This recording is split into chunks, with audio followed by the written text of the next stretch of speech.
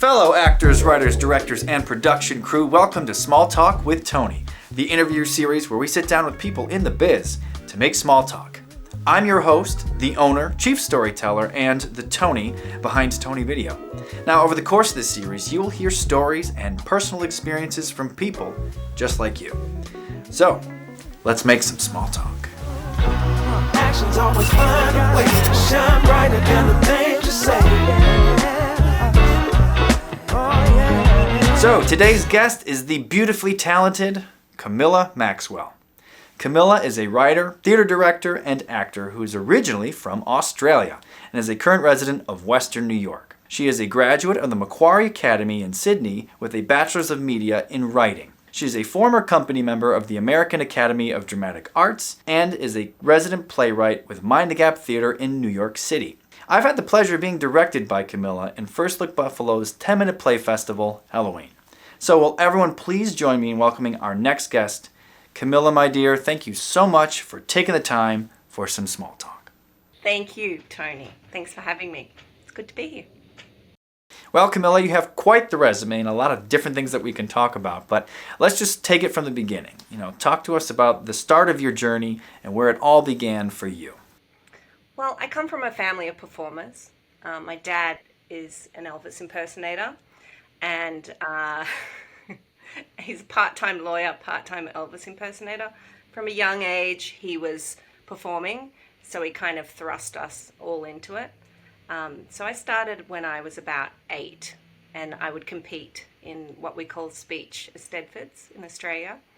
And then that's where I'm from, in case you didn't know. And then after that, around the age of, I want to say 10, my sister was discovered walking down the street. It was before Top Model, and she was discovered. And through that, we made a lot of connections, and I was able to start doing some extra work and featured extra work through an agency. And then I went on and got another agency, a modeling agency. And then through that, it just kind of progressed. Okay, so you come from a family full of performers. That makes a lot of sense.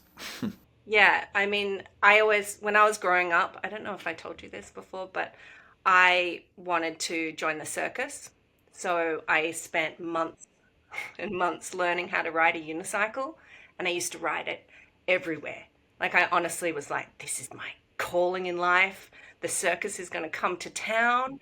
I'm going to join the circus with my one trick that I could do. That's all I could do. Couldn't juggle. And I'm going to go off and join the circus. But sadly for me, the circus never came to town, and I never got to live out that dream. So instead, I went into performing, and it's basically a circus anyway. So it's the same thing. Well, as a matter of fact, I did not know that about you. I guess you learn something new every day. I mean, personally, I can't juggle to save my life, but by the sounds of it, it seemed like you did a lot in Australia. So talk about some of those things that started to push you into thinking about moving to the United States. So I continued to perform, and having a famous sister, obviously you always set your sights pretty big. I mean, I had someone to look up to. So once I started working more and more in the scene in Sydney, I just thought that there was something more for me, and I didn't quite know what it was, but I also wanted to find my own place in the industry, away from my sister and away from that, the burden of living in her shadow. Not that she ever made me feel that way, but other people did. So then I started training and working, and around when I finished school, I realized that I wanted to do it more full-time. I had been modeling all through school, and that had been great, and I've been doing the odd occasional commercial, but I wanted to get more into the theatre. So I one day just decided, actually after a failed audition, I failed an audition for the National Institute of Dramatic Arts in Australia, and I was like, broken. I'm like, that's it, my career's over. But I went away and I had some thoughts, and I went, sometimes I have them occasionally, and I thought, well, maybe I'll move to America. Maybe that's where I should go and give it a go. you know, and where else but New York City, because that's where theater is happening, right? New York or Chicago. So that's when I made that decision. Okay, so you got your heart set on moving to the States. What were some of those things that you did that helped prepare you for your move? And then, what were some of the things that you experienced and then had to deal with upon arriving? Well, so when I decided to move to New York, my sister had already lived in New York and all across the world. So my family was very supportive. But my dad said to me, if you're going to go, you're going to do this right. Because I was like, oh, just pack a bag and see ya. Just get an agent, it'll be easy. Because it had been easy for me in Sydney having the connections that I have. So he was smart and he said, no, if you're going to do it, you need to prepare. So the first year before I went, when I was saving up to go, I did a full 1-year acting course at the Actors Centre of Australia. And that was great. And training is so important, especially in this industry, I think. I did that for a year, and I did a bunch of master classes in auditioning and all sorts of things just to get my skills ready for New York. And then I flew. Once I had my sights set on that, I did get accepted into the Lee Strasberg School in New York City, but I just wasn't sure that was for me. So I decided to fly over. I flew over and I auditioned for the American Academy of Dramatic Arts. And that was an experience because Dino Scopaz, who's one of the instructors there, he was the one who did my audition. And to this day, I have no idea if he understood my accent at all. Because I remember finishing it and it was a full-on Australian accent. Not my usual accent. I really went hardcore because I do love accents. And he just was like, okay. And then I did another English accent. I think I did Lady Macbeth, actually.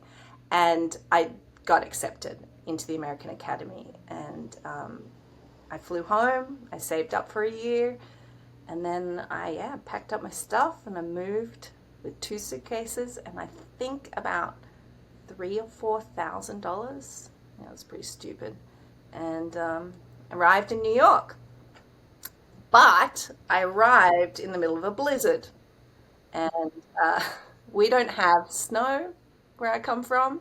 So we don't have things like snow boots or snow clothes.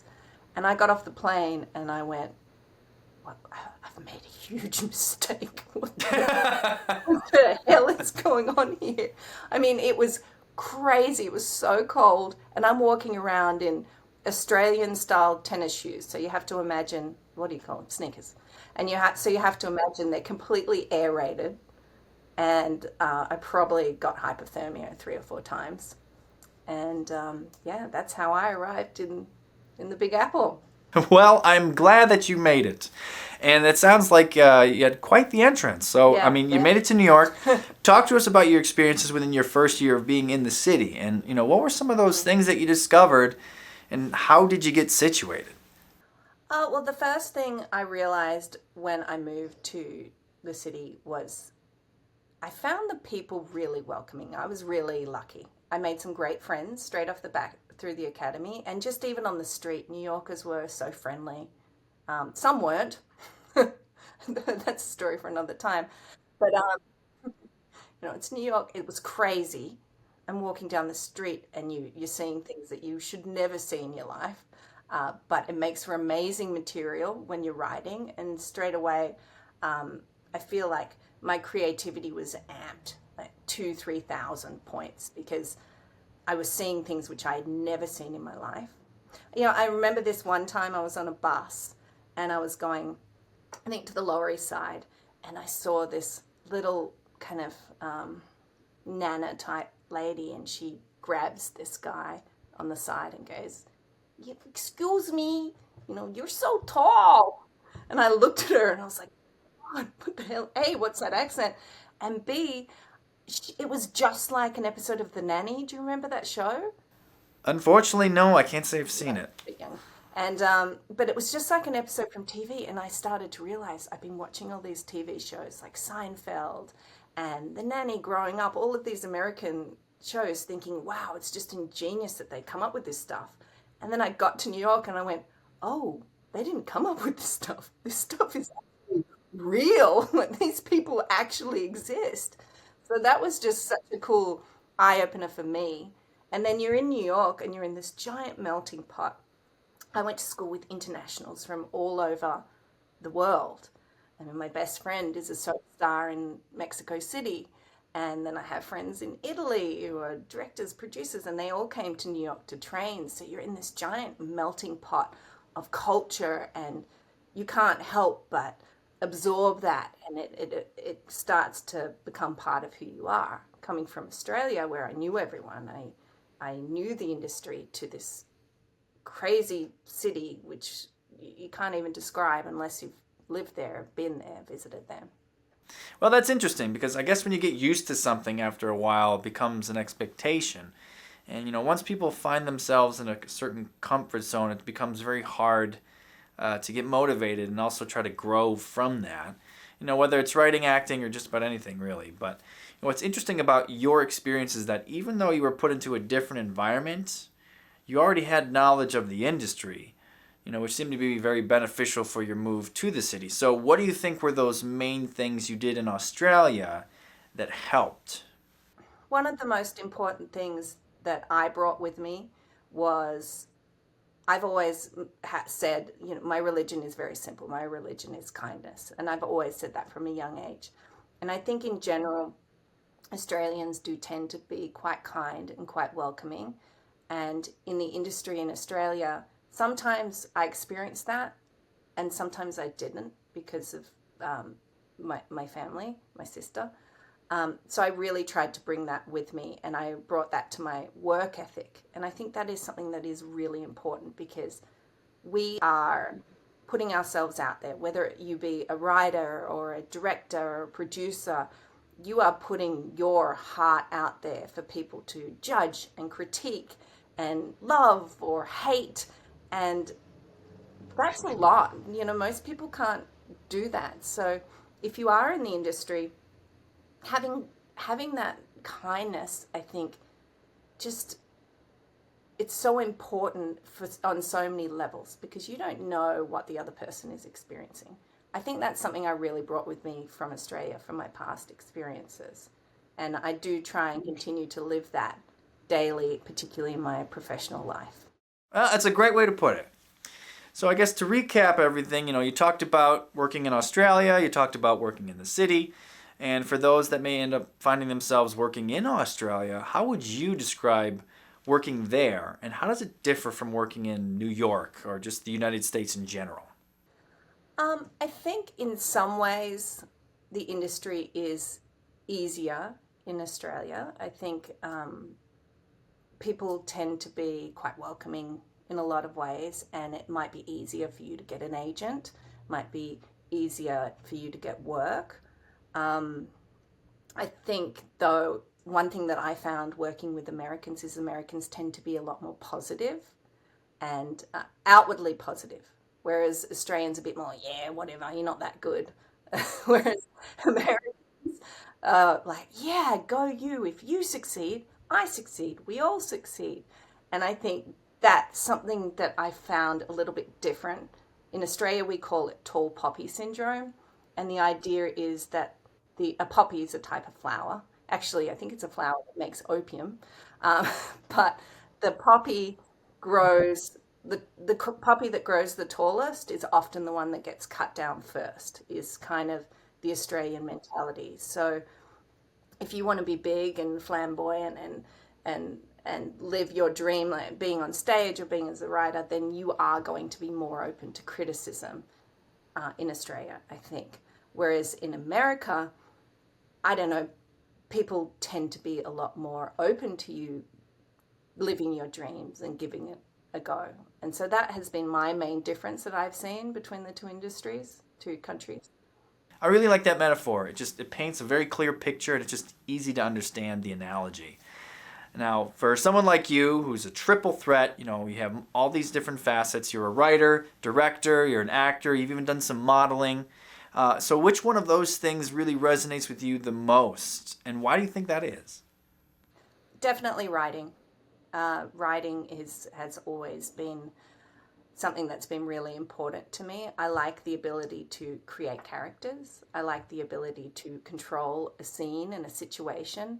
And I think I'm a very observant person. So definitely when I moved to America and I started watching all these people and going, oh my God, this is amazing. I have this wealth of inspiration right here. Like, oh, but my friend always joked that I got so desensitized to some of the things in New York that I would just turn to her and go, you don't see that every day. And you didn't. And you probably shouldn't. But it made for amazing writing material. And that's really where my passion lies in writing. And I love directing. Obviously, I got to work with you, which has been amazing. And I love being behind the scenes and being able to bring my mentality of let's be kind, let's create, we're a team, we're in this together. So I'm going to try and write something amazing for you, or I'm going to try and direct you in a way that you're going to achieve your best possible results. And that's really where my passion lies, although I do like doing everything. And I think it's really important that you should be maybe not an expert, but you should know a little bit about all the fields. Well, having been personally directed by you, I can honestly say that you are a wonderful director. And I'm not just saying that. Yeah, you are, but talk badly about me next week. No, I really like what you said about doing a little bit of everything. I'm a writer myself, as well as an actor and director, and I think you just grow a better appreciation for those other facets. I mean, you don't have to be the best at them, but I think for writers specifically, I think you write better by working with actors and directors and even producers because they give you a different perspective and different reasons for writing. So, for those people that have multiple interests and wish to develop these different skills, what do you think is the biggest misconception about the industry, and what ultimately impedes people from progressing in all of those different facets? As a writer, the biggest misconception is that you are going to just write something and people are going to want it or perform it. So does that make sense? You're going to have to continually write and rewrite and make drafts, and people are going to reject you and it's going to hurt, and you have to look deep within yourself and go back and say, okay, this needs a rewrite. I need to be honest with myself. You also have to make things what I call writer and director, actor and director proof, because you want to put out your best product and you want to leave no holes for it to be completely fucked up. Can I say that? The biggest misconception, I think, as an actor is that you are, I don't know how to say this in a way that's not kind, that you are the only person doing that. As an actor, you need to be so respectful and so kind, because there are so many wheels and so many cogs that turn to create a show. And so some actors will come and they might not be prepared, they might not be respectful of other people. I think the misconception is that you're not replaceable, and everyone is replaceable, whether it be a writer, a director, anyone in this industry. And I think that is the biggest misconception people get.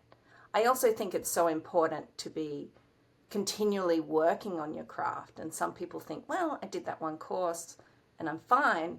Well, yeah, you might be fine for one night, but how are you going to do that performance over and over and over again if you get a show that, say, runs for 3 or 4 months?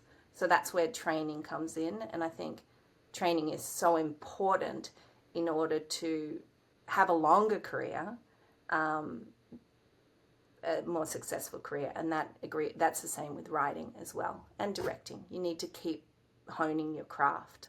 Well, I think that applies to everybody, the more you do it, just the better you can become. And it takes time for some people, and for others it just comes naturally, but you just have to keep working on it. So, you're currently in Buffalo. You've been here for some time. What are you currently working on, and how do you continue to improve your craft? Firstly, go Bills. Second, yes, I am in Buffalo now. I'm a huge Bills fan. And how do I continue to work on my craft? I'm constantly modifying and changing my skills. I think that's really important. During the pandemic, obviously, everything shut down, and I so I started going more into radio production, and it's still the same. You know, I'm still directing talent, I'm still recording, I'm still editing, but I'm learning different skills. And I think it's just so important to continue to learn and continue to broaden your horizons in the industry. So uh, that was one thing I did during the pandemic. And then at the same time, I've always been a theatre writer. Theatre is my passion, but obviously there was no theatre during the pandemic, so I decided to branch out into television writing, which is an entirely different skill. And I spent a good portion of the pandemic creating a television series, which is a comedy about cancer. And I learned so much. I learned it's so different. I learned how to do pitch decks. I learned how to get a whole bunch of actors together from all over the world, and we did Zoom readings and workshops, and doing it virtually versus doing it face to face, and then learning how to direct people virtually, because it's so different. I mean, even now I'm talking to a screen. We're not energetically connecting. So figuring out how to do that with your words versus, you know, just on a screen. So, sorry, that didn't make sense, but you know what I meant. So I constantly am trying to change and evolve and learn, and I'm going to make 1,000 mistakes, but I think that's the whole process, is if you can learn all different areas of your field, then you're going to be better. And I think that that's one of the most important things you can do. Well, I guess that goes to show you that you could literally be anywhere, whether it's New York, LA, Buffalo, or all the way out in Australia, and you could still work on things. Well, that's exactly what I was doing. Is my network is in Australia. I don't know anyone in Buffalo. I mean, I know you, Rigatoni. For all those But that don't know, that's the nickname she gave me. so I used my network in Australia, and I was able to connect with a great producer named Lee, and we worked together virtually on Google Docs or whatever we could, and then we eventually got this great reading together with some amazing Australian actors that some of which are really quite well known, and we wouldn't have been able to get had there not been a global pandemic and everyone was stuck at home and bored. And then through that, it was the same thing. I was able to make some good connections quite high up at the networks there, and got the opportunity to pitch and meet some great people through that. So yeah, you can do anything. That's the great thing. And you know what? It has always been like that, but we just didn't realize, because we just didn't have that time to be sit with ourselves and figure out technology. But you have always, and this is one thing I will say to people of Buffalo, you have always had the ability to get things produced outside of the country. You have, and you can. It's just a matter of looking for those opportunities. And I was fortunate enough in my career to be able to get plays produced around the world just because I tried. I just reached out, and I'd reach out to theatre companies and say, hey, I've got this production, or you'd submit to different things, and they go, oh yeah, cool, sure, we'll put that up. And I got some plays done in Dubai, New Zealand, a few in London, Ireland. I mean, it's just, all you have to do is put your work out there, and if it's good, sometimes even if it's not that good, I've had a few not that good ones, then people are going to respond, and hopefully put it up. Well, that's a very eloquent way to put that. So I feel like we may have already touched on this, but what do you want people to take away from this interview? I mean, what do you think people should know? I think the most important thing is obviously to always lead with kindness in your field, because you never know what someone else is going through, and it's a really tough industry. My next thing would be, part of that is have respect for your peers that you're working with. To me, I was always taught you show up early, you warm up, you're prepared, you're respectful, because that will help you get employed over and over again. So basically, do the work. I always say this, do the work and don't be a dick. And you should be fine.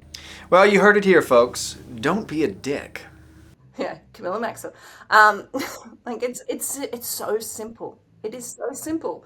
But so many people, they just are like, well, I'm just going to show up, I'm prepared, and I'm going to be a dick, and they're going to keep employing me because, well, yeah, they will, maybe in Buffalo, but wouldn't it be nice to leave a great experience in everyone's, mind when you leave? And I think that's what we should all aim for. If you can change or help one person, you should. I think we all have different skills. So why not use them every now and again to help someone who might not have those skills, whether it be, editing reels. I know you edit reels, or, writing a monologue for someone, or doing a headshot for someone who might not be able to afford it. Whatever it is, it's a tough industry, so let's all come together, work together. And if we do that, then we all win, because we're all building each other up. And it's this teamwork makes the dream work mentality, which is another one of my mottos. Teamwork makes the dream work. Show up, do the work, don't be a dick. The end. Excellent. Well, that concludes another episode of Small Talk with Tony. I want to thank my guest Camilla for joining us today. Thank you so much for taking the time for some small talk. Thank you so much, Tony. It's been awesome. And thank you for watching. You can check out all the latest episodes by visiting us at tonyvideo.com/smalltalk. Be sure to like us on Facebook and follow us on Instagram, where you can get the latest news. See you next time.